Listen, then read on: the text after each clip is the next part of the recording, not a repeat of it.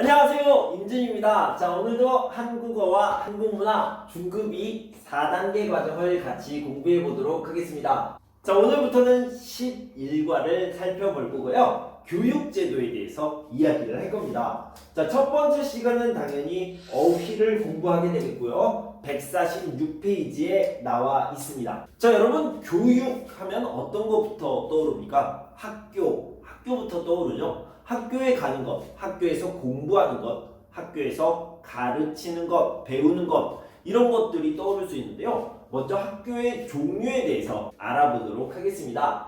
자, 국립과 공립이 있는데요. 먼저 국립이라고 할 때 그 국자, 이 국이라는 것은요, 나라를 이야기합니다. 그래서 나라에서 만들었어요. 보통 세웠다, 설립했다 라고 얘기하는데, 자, 이렇게 나라에서, 국가에서 설립하고 세우고 그리고 운영하는 곳을요, 국립이라고 얘기합니다. 나라에서 설립했다, 이런 의미가 되겠죠. 그러면 공립은 뭘까요? 공립은요, 공공기관을 이야기하는 겁니다. 그러니까요, 나라에서 세우는 것과 나라의 공공기관에서 세우는 것, 좀 비슷한 느낌이 있는데요. 그러니까 국립과 공립은요, 어느 정도는 좀 비슷한 느낌이다, 이렇게 알아두시면 좋겠습니다. 그래서 같이 묶여 있는 거죠. 국립 또는 공립학교는 국가나 지방 공공단체, 공공기관이 운영해서 학비가 싸다. 아무래도 나라에서 공공단체, 공공기관에서 지원을 많이 해주겠죠. 지원이라는 것은 도와주는 걸 이야기하는 거예요. 자, 사립은 뭘까요? 이 사자는요, 개인을 이야기합니다. 그래서 개인이 세우고 설립해서 운영하는 것을 이야기하고 있습니다. 자, 사립학교는 경쟁이 심한 경우가 많이 있습니다. 서로 가려고 해요. 그리고 학비가 좀 비싼 경우가 많이 있죠. 사립학교는 경쟁이 심해서 입학하기가 쉽지 않다라고 얘기했고요.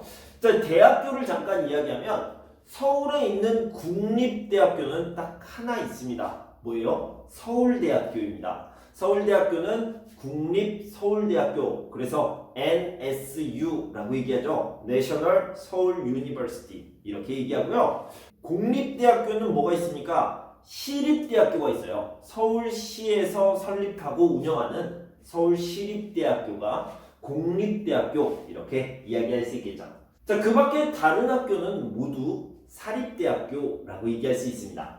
자, 대안학교가 있는데요. 대안학교의 대자는요, 여러분들이 생각할 때 대신한다, 이렇게 생각하면 되겠습니다. 자, 학교에 가고 싶지 않아요? 또는 학교에 못 가요. 학교의 교육 방식이 마음에 안 들어요. 그러면요, 대신 다른 학교를 가는 겁니다. 그런 학교를 대안학교라고 하는데, 대안학교에서는 학교 교육의 문제를 해결하기 위해서 자율적인 교육 프로그램을 운영한다. 이 자율적이라는 것은 자유롭다, 이렇게 생각하면 되겠습니다. 국가에서 정한 교육 정책과 좀 다르게 자유롭게 스스로 결정하는 것을 자율적이다 라고 얘기하는데, 이런 방식의 교육기관이다, 이렇게 생각하시면 되겠습니다. 자, 공교육과 사교육이 있는데요. 자, 간단하게 말하면 공교육은요, 학교 교육을 이야기합니다. 그래서 국가에서 마련한 교육 정책에 따르는 학교 교육을 공교육이라고 얘기하고요. 사교육은 뭡니까? 학원, 과외, 이렇게 생각하시면 되겠습니다. 공교육을 보충하기 위해서 학교 밖에서 사교육이 이루어진다라고 했는데, 자, 학원은 어떤 학원이 있습니까? 물론 수영, 컴퓨터, 승마 이런 것들도 있겠지만 영어, 수학, 국어, 과학을 배우는 보습학원, 이렇게 보충학습을 하는 학원이 있다, 이렇게 알아두시면 되겠습니다. 자, 교육열은 뭘까요? 교육을 하고자 하는 열정을 이야기합니다. 열심을 이야기해요. 그래서 자식에 대한 학부모들의 교육열이 점점 높아지고 있다. 한국은요, 교육열이 굉장히 높은 나라여서요, 사교육을 굉장히 많이 시키고 있고요. 사교육비, 그러니까 비용도, 돈도 많이 든다고 볼 수 있습니다. 자, 학교에서는 어떤 교육을 합니까? 교과서로 공부를 하죠. 교과서에 있는 내용을 다 외워야 돼요. 네, 그런 교육이 있습니다. 자, 우리 아이들의 뇌에다가요, 교과서에 있는 지식을 다 여기에다가 넣습니다. 넣어요. 어떻게 넣어요? 외우세요. 시험 볼 거예요. 외우세요. 시험 볼 거예요. 외우세요. 시험 볼 거예요. 이렇게 계속 넣는 것, 이런 것들을요, 주입식 교육이라고 얘기합니다. 별로 안 좋은 교육이죠. 옛날 방식의 교육이라고 할 수 있습니다. 자, 그러면 좋은 교육은 뭘까요? 바로 창의 교육이 되겠죠. 자, 이렇게 주입식 교육이 아니라요, 이 안에서 뭔가를 생각하는 겁니다. Think different. 창의적으로, 크리에이티브하게 생각하는 거죠. 뭔가 새로운 것들을 만들어내고 새로운 것들을 발견해내는 것, 이런 것이 가능하도록 교육하는 것, 이것을 바로 창의 교육이라고 얘기할 수 있습니다.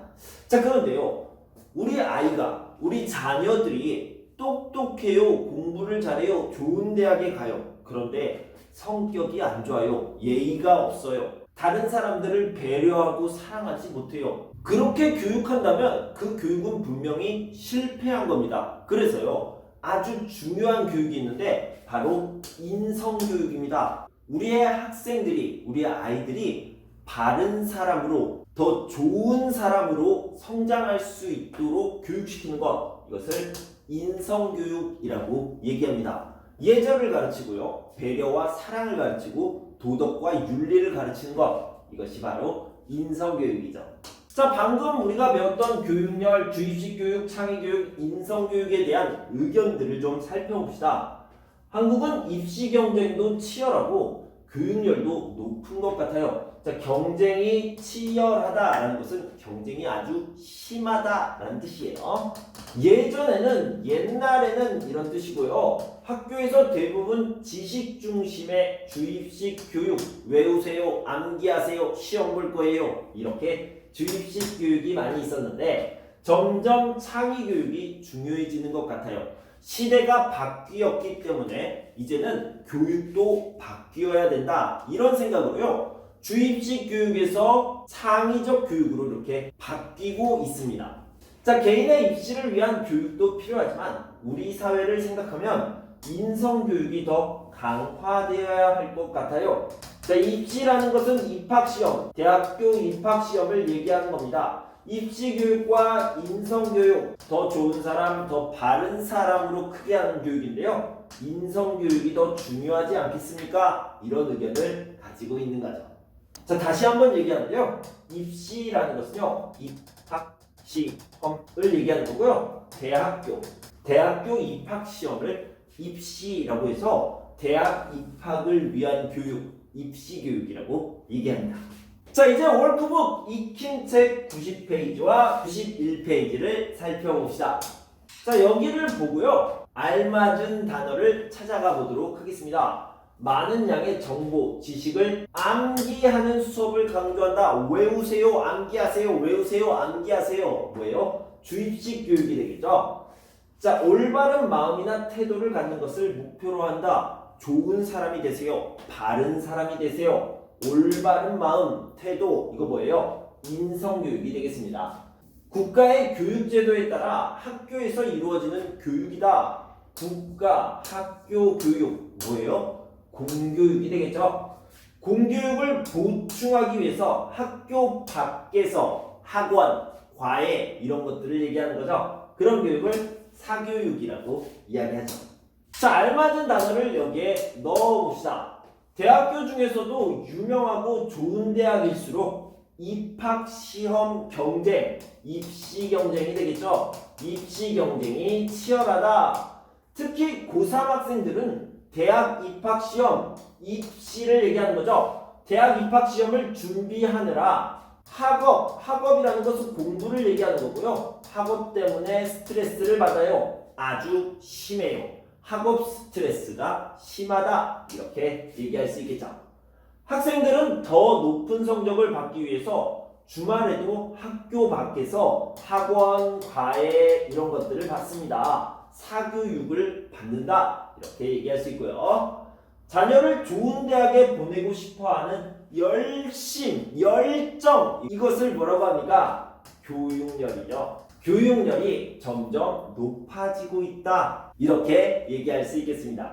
자, 여기도 알맞은 단어를 넣어봅시다. 성민이는 대학에 한번 떨어졌습니다. 그리고 1년 동안 다시 공부했어요. 이렇게 다시 하는 것을요, 재라고 얘기해요. 그래서 재수, 1년 동안 재수했어요. 재수 끝에 원하는 대학에 합격해서 다니고 있다. 자, 학력이라는 것이 있습니다. 그러니까 초등학교를 졸업했어요. 중학교를 졸업했어요. 고등학교를 졸업했어요. 대학교를 졸업했어요. 대학원에서 석사까지 공부했어요. 박사까지 공부했어요. 자, 이런 단계를요, 학력이라고 얘기합니다. 고등학교 이상의 학력을 가진 사람만이 대학 수학 능력 시험에 응시할 수 있다. 응시라는 것은요, 시험을 본다라는 뜻입니다.